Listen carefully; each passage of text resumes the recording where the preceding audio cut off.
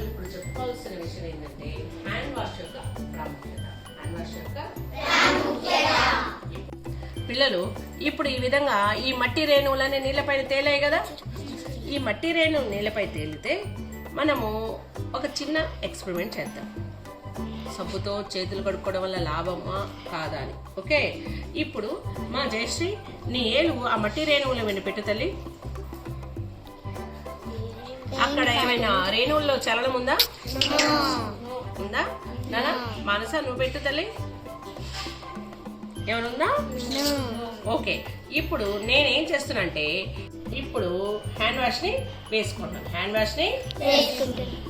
Wash ని వేసుకొని చూడండి ఆ మట్టి రేణువుల దగ్గర ఇప్పుడు పెడుతున్నాను. ఒకసారి మట్టి రేణువుల దగ్గర పెడుతున్నాను. చూస్తున్నారా అందరూ? పెడుతున్నాను చూడండి కదా. ఇంకొక చోట పెడుతున్నాను చూడండి. ఇక్కడ ఉన్నాయి కదా మట్టి రేణువులు, చూడండి పెడుతున్నాను. ఇక్కడ పెడుతున్నాను చూడండి నాన్న. ఇందాక మన ఒట్టి చేతులు పెట్టినప్పుడు మట్టి రేణువులు కదిలాయా? కానీ అక్కడ నీటి ప్రవాహం వల్ల కొద్ది, కానీ ఈ సబ్బు చేతుల వల్ల ఏమైనాయి నానా? సో మనం ఖచ్చితంగా హ్యాండ్ వాష్ చేసేటప్పుడు సబ్బుని వాడాలి.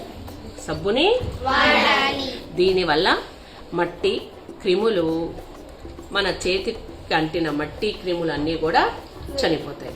అందుకని ఖచ్చితంగా హ్యాండ్ వాష్ చేసేటప్పుడు ఏం చేస్తాం నానా? చేతులు దేంతో కడుగుతాం నానా? సబ్బుతో చేతులు ఖచ్చితంగా.